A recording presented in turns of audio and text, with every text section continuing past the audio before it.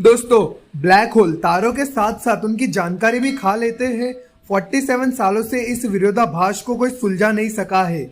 चलिए जानते हैं ब्लैक होल इंफॉर्मेशन पैराडॉक्स इन हिंदी। दोस्तों, ब्लैक होल इंफॉर्मेशन पैराडॉक्स एक ऐसा पैराडॉक्स है जिसे खोजे हुए 40 सालों का लंबे समय हो चुका है, पर आज भी ये पैराडॉक्स अनसुलझा है। वैज्ञानिकों के सालों की कड़ी मेहनत और रिसर्च के बाद भी वे इसे सुलझा पाने में असफल है। ब्लैक होल यकीनन ब्रह्मांड के सबसे रहस्यमयी चीजों में से एक होते हैं। इन जगहों पर फिजिक्स के सारे नियम ठप पड़ जाते हैं। ब्लैक होल इंफॉर्मेशन पैराडॉक्स को समझने से पहले आपको ब्लैक होल और इंफॉर्मेशन के बारे में ठीक प्रकार से समझना होगा। तो चलिए इंफॉर्मेशन को सही से समझने का प्रयास करते हैं।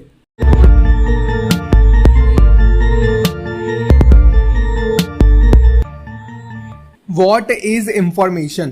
दोस्तों, इंफॉर्मेशन कुछ और नहीं बल्कि एक फंडामेंटल पार्टिकल का पूरा रूप, रंग और रेखा होती है जो कि उसमें पहले से ही समाहित होता है। इंफॉर्मेशन दो प्रकार के होते हैं, एक होता है स्टैटिक इंफॉर्मेशन और दूसरा होता है क्वांटम एंटेगलमेंट इंफॉर्मेशन। स्टैटिक इंफॉर्मेशन के रूप में किसी पार्टिकल की लंबाई, तापमान, मास, ग्रेविटी, चार्ज, अट्रैक्शन, दूसरे पार्टिकल से रिएक्टिविटी और बहुत कुछ आता है।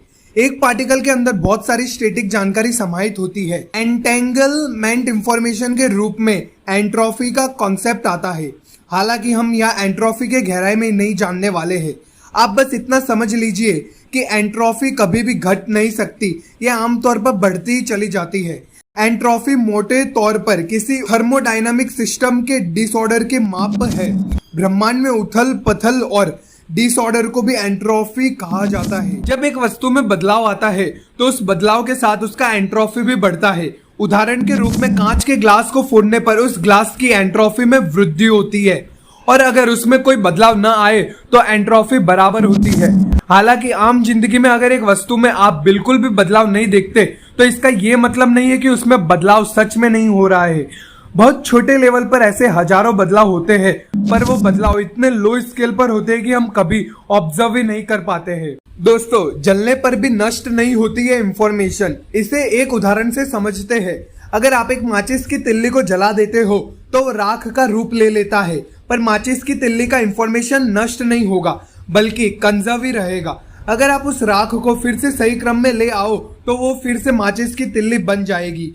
ये थियोरेटिकली तो संभव है पर प्रैक्टिकली इम्पॉसिबल है। पर समझने वाली बात यह है कि इंफॉर्मेशन कभी खत्म नहीं होती है। सन 1974 तक ब्लैक होल पैराडॉक्सियल नहीं थे, क्योंकि उस समय तक हम इनके बारे में केवल इतना ही जानते थे कि ब्लैक होल अपार डेंसिटी के कारण बनते हैं और इनका गुरुत्वाकर्षण बल अपने आसपास के सभी खगोलीय ऑब्जेक्ट्स को अपनी ओर खींच लेता है।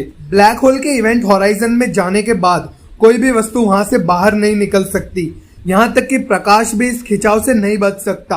Hawking radiation. साल 1974 में स्टीफन हॉकिंग ने हॉकिंग रेडिएशन के बारे में बताया, जिसके तहत ब्लैक होल हर समय अपने अंदर मौजूद एनर्जी को रेडिएशन के रूप में अंतरिक्ष में छोड़ते रहते हैं। ब्लैक होल द्वारा छोड़े जाने वाली ये एनर्जी वो सारे खगोलीय पिंड, तारे और गैसेस की होती है जिसे ब्लैक होल ने निगला था। जब ब्लैक होल के पास निगलने के लिए कुछ नहीं बचता तो धीरे धीरे ये सारी एनर्जी को अंतरिक्ष में छोड़ देते हैं और एवापोरेट होकर खत्म हो जाते हैं।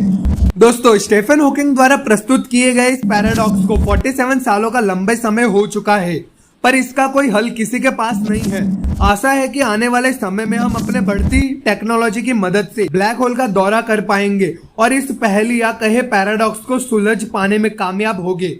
हालांकि इसमें कितना समय लगेगा इसका कोई अंदाजा नहीं लगाया जा सकता है। दोस्तों, आपको क्या लगता है इस पैराडॉक्स की गुत्थी सुलझ पाएगी? हमें कमेंट करके जरूर बताइए और इस वीडियो को लाइक कर दीजिए। दोस्तों, अंतरिक्ष से जुड़ी ऐसी जानकारी के लिए खींची फ्री स्टाइलर यूट्यूब चैनल को सब्सक्राइब करें और साइड में रखे बेल आइकन को दबा दीजिए।